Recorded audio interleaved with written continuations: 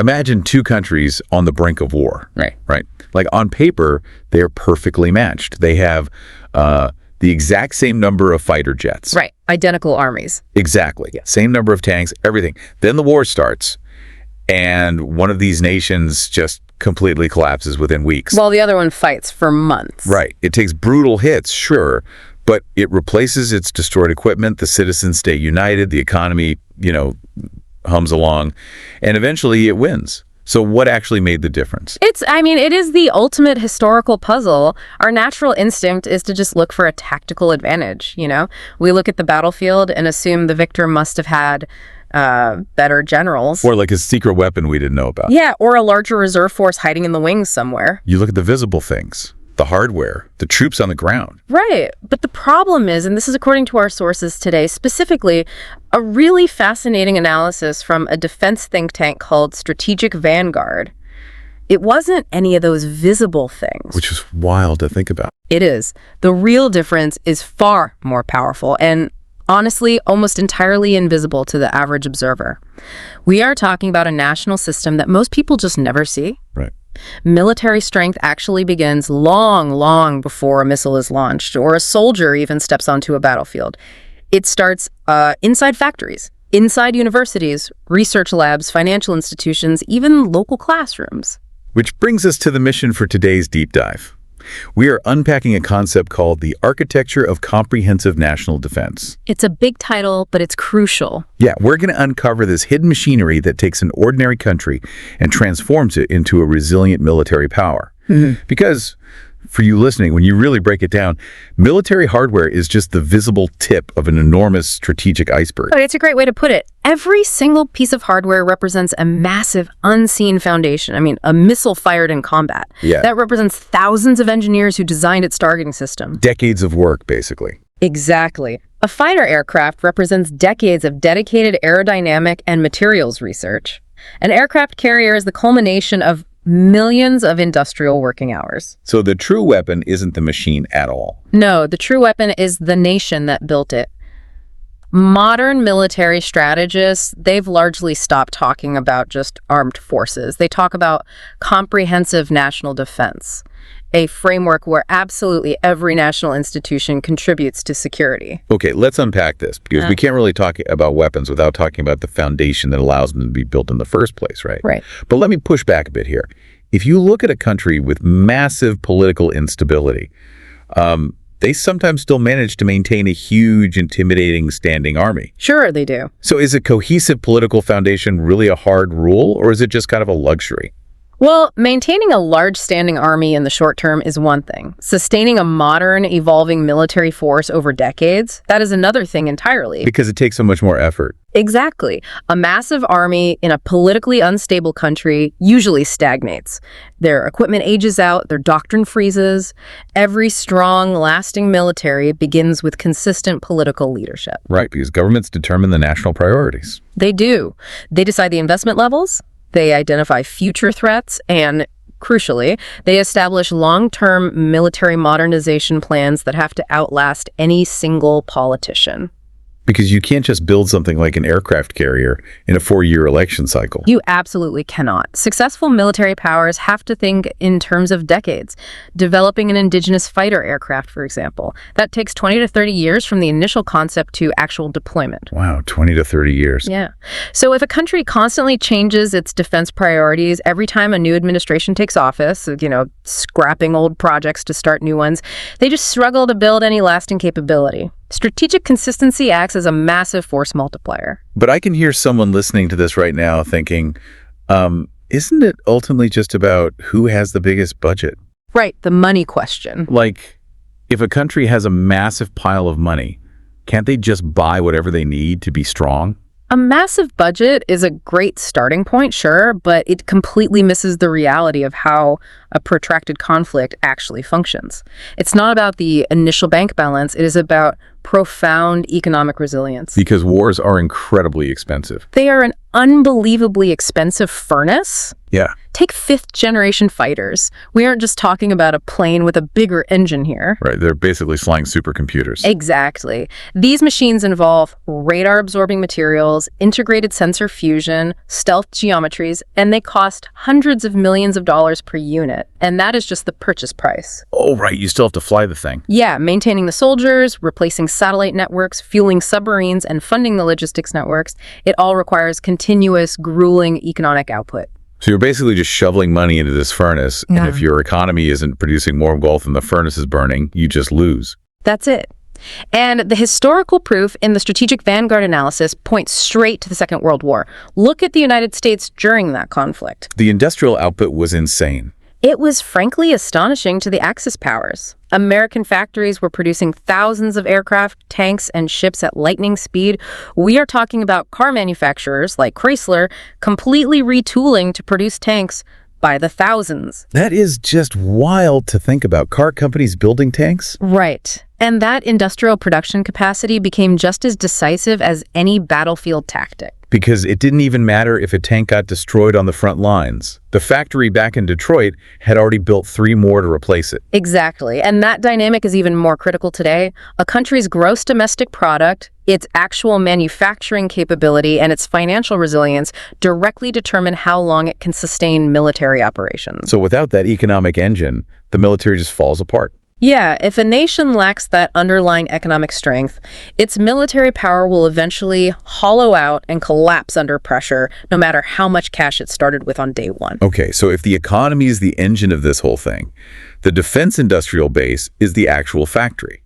And this leads to a massive distinction in our sources, the difference between having the money to buy weapons and having the capacity to build them. This is a huge point. Buying weapons strengthens a military in the short term. Building weapons transforms a nation entirely. I was thinking about this, and it feels a lot like the difference between ordering takeout and knowing how to run a farm. Ooh, I like that. How so? Well, if you have a lot of money, you can order the best takeout in the world every single night. You'll eat like a king. But what happens when a massive storm hits and all the restaurants close down? Or the delivery routes are blocked by an adversary. Exactly. You starve. But if you own the farm and you know how to grow crops and cook, it doesn't matter what happens outside. You have what the sources call strategic independence. That is a perfect analogy. And to take it a step further, owning the farm doesn't just keep you from starving. When you run the farm, you learn soil science. You invent better tractors. Right. You build up all these other skills. Exactly. And eventually, those tractors help you build roads and cities. Countries with a strong domestic defense industry are the ones who own the farm. They are far less vulnerable to international sanctions or supply chain shocks. Because if a war breaks out and they suffer losses, they can rapidly replace that equipment themselves. Yes, without asking for permission from a foreign supplier. So the impact bleeds out way beyond just having a reliable source of missiles. Yeah, the Strategic Vanguard report actually calls this the tech bleed over. Investing in a domestic defense industry massively stimulates innovation across civilian sectors too. How does that actually work in practice? The mechanism here is fascinating. When a nation pours resources into defense, they are essentially funding the absolute outer limits of physics and engineering. They are advancing aerospace, robotics, precision manufacturing, and material science. Because the military's demands are always like a decade ahead of commercial demands, right? Historically, yes, absolutely. Look at the Global Positioning System, GPS. That was entirely a U.S. Department of Defense project initially, meant to track submarines and guide missiles. And now it's in every single person's phone. Right, or the internet itself. It started as ARPANET, which was a military research project meant to create a communication network that could survive a nuclear strike. Today, those military inventions are the backbone of the entire global civilian economy. But our sources point out that this dynamic is actually starting to reverse, isn't it? It is. That is the new reality. Technology is becoming the new battlefield, and the flow of innovation has completely flipped. So the military is borrowing from civilians now. Exactly. Today, military superiority increasingly relies on civilian commercial tech. The military is looking at commercial artificial intelligence, commercial quantum computing, and civilian space systems like SpaceX's Starlink. Wow. Yeah, the defining technologies of military competition, like autonomous drones, cyber warfare, hypersonic algorithms, They are being driven by tech startups and universities just as much as traditional defense contractors now. Which means a country's tech sector is now a critical strategic asset. Yeah. Like, innovation itself has become a matter of national security. Absolutely. And the things they're innovating sound terrifying, honestly. Directed energy weapons, literally lasers. It sounds like science fiction, but the sources map out how this is the reality of comprehensive defense right now. It really is. Are we looking at a future where wars are fought entirely through tech before a human ever gets involved? The technology is certainly moving in that direction. The next generation of conflicts may be decided in cyberspace or through AI drone swarms before ground troops ever even see each other. But there's a massive caveat to that. Right. And here is where it gets really interesting. And it brings us crashing back down to Earth. You can have all the AI, all the quantum computers, and all the hypersonic missiles in the world. But they are completely 100% useless if you can't fuel them. Exactly. Or if you can't find a human being who actually knows how to operate them. Which brings us to the unsung heroes of military power logistics and human capital. There is a quote from the source material that just perfectly captures this. Amateurs discuss tactics. Professionals discuss logistics. It is a famous military maxim for a very good reason. Consider the reality of moving a single armored brigade across a continent. That's a massive undertaking. We are talking about hundreds of tanks and thousands of vehicles. Every single tank requires astronomical amounts of fuel. Every bridge they cross has to be assessed by engineers to ensure it can actually hold 70 tons of steel. See, we always picture the glamorous stuff, the fighter jet doing a barrel roll. We never picture the logistics officer calculating the weight of a pallet of spare parts being loaded onto a cargo plane at 3 a.m. But that logistics officer wins the war. Modern military logistics involves ports, railways, highways, and sprawling warehouses. It involves digital tracking systems and something called predictive maintenance. Wait, what is predictive maintenance?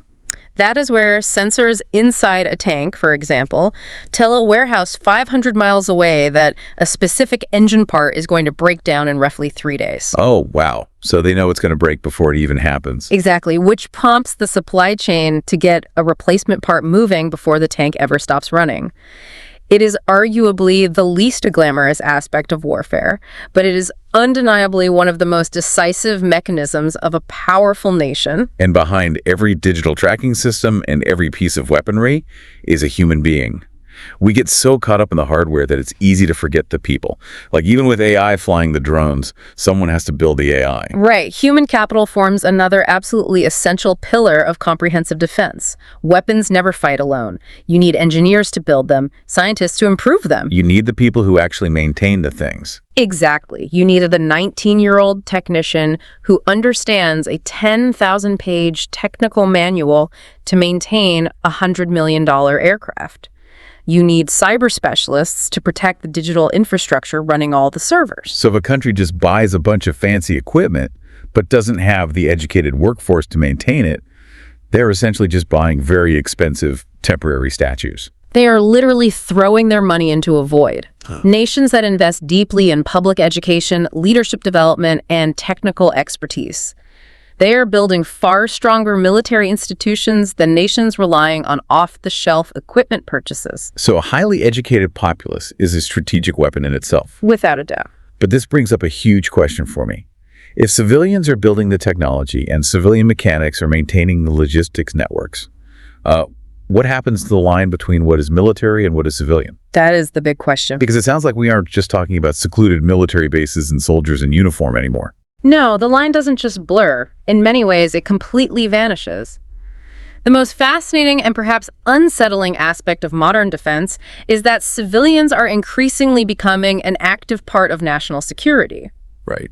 The Vanguard analysis calls this the whole-of-nation approach, or a whole-of-society model. What does that actually look like in practice, though? Like, does this mean my local hospital or the power grid powering my neighborhood is a military asset? In a crisis scenario, absolutely. Civilian power grids, commercial ports, regional airports, telecommunications networks, financial institutions, every single one of these immediately becomes a military asset. Which I guess also makes them a potential military target. Exactly, because the military relies on the exact same infrastructure that everyday citizens do. The tanks need the civilian highways to move. Military communications often piggyback on civilian telecom networks. Take countries like Finland or Singapore, for example. The sources highlight how they've completely baked this into their society. Yeah, Finland is a prime example of the whole-of-society model in action. They don't just hope their civilian infrastructure works in a war, they mandate it. Wait, how do they mandate it? Well, their building codes actually require underground shelters in large civilian buildings. They design their commercial highway systems with reinforced, straight stretches of road that are specifically designed to act as emergency runways for fighter jets. That is brilliant. Just regular highways doubling as air bases. Right. There is a clear national understanding that government, industry, and everyday citizens all have a baked-in role in contributing to national resilience. And if the battlefield is literally everywhere, it also means it's in our information systems. Big time. Today's battlefield extends heavily into cyberspace. This brings in information and diplomacy as core pillars of defense. Think about how a cyber attack actually functions. It's not just about stealing data anymore, is it? No, not at all. A sophisticated cyber attack can target a civilian power grid by infiltrating the industrial control systems and actually forcing the turbines to physically destroy themselves. Oh, man. Or consider ransomware shutting down a major fuel pipeline, starving entire regions of energy. The chaos that would cause is unimaginable. Like it would cripple a nation before a single conventional shot is fired. Which is exactly the goal.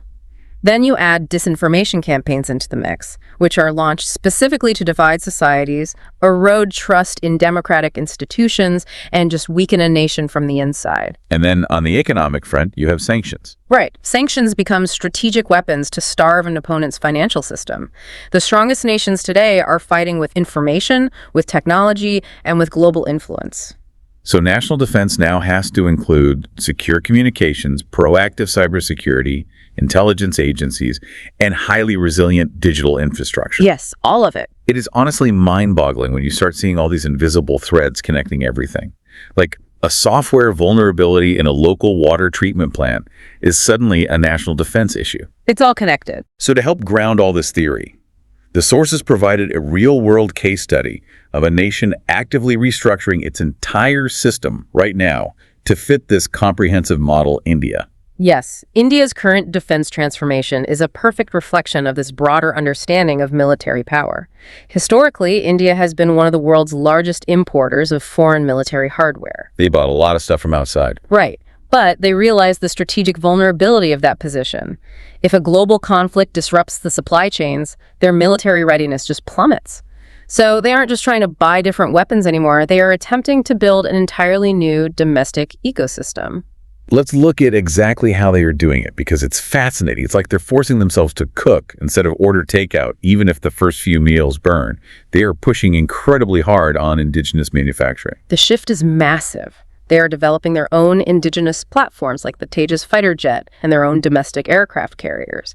And the mechanism here is crucial.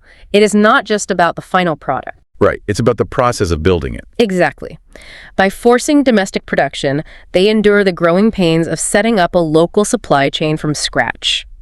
They are creating small and medium tech enterprises that supply the parts, which builds a much more resilient industrial base. They're also heavily upgrading their border infrastructure, right? Like roads and bridges in extreme terrains. Yes, and expanding their space capabilities for communication and reconnaissance. Furthermore, they are investing in artificial intelligence, integrated air defense networks, and building up cyber resilience to protect against the digital attacks we just discussed. They are even focusing on defense exports now, transitioning from a buyer to a seller on the global market. Which is huge because that forms new strategic partnerships. So what is the ultimate goal of all this painful restructuring for them? Strategic autonomy. They want the ability to act independently and decisively on the world stage. And they understand that true autonomy can only be built upon comprehensive national capability. So what does this all mean for you, the listener? When you pull back and look at this massive web of politics, economics, technology, logistics, and civilian infrastructure, what's the big takeaway? Well, Strategic Vanguard wraps this up with a concept they call the greatest military secret in the world. And it is surprisingly simple. Weapons do not create powerful nations. Powerful nations create powerful weapons. It completely flips the traditional perspective upside down, doesn't it? Military strength is ultimately just the visible expression of invisible national strength. The next time you see a fighter jet soaring through the sky on the news, or you see a video of a massive aircraft carrier sailing across the ocean, remember that you aren't just looking at a cool piece of military hardware. No, you're seeing the final product of decades of political vision. You're seeing massive economic investment, cutting-edge scientific innovation, deep industrial capability, national resilience, and meticulous strategic planning. Because, as we've learned today, wars are rarely won by armies alone. They are won by nations that have prepared every single institution, every industry, and every citizen for the challenge. Exactly. Which raises one final critical question that I want to leave you to ponder. We've established this whole-of-nation concept. We've seen how deeply integrated the civilian and military worlds have become, from commercial tech powering military drones to highways doubling as runways. Right. If modern defense truly means that every civilian power grid, every local hospital, every telecom network, and every tech startup is now a critical functioning part of a nation's comprehensive national defense, does that fundamentally erase the line between military and civilian targets in future conflicts? If everything is a military asset, is anything truly a civilian space anymore? Man, that is a heavy, heavy thought to end on. But it is exactly why we do these deep dives. The world is so much more connected, and the mechanisms running it are so much more complex than they appear on the surface.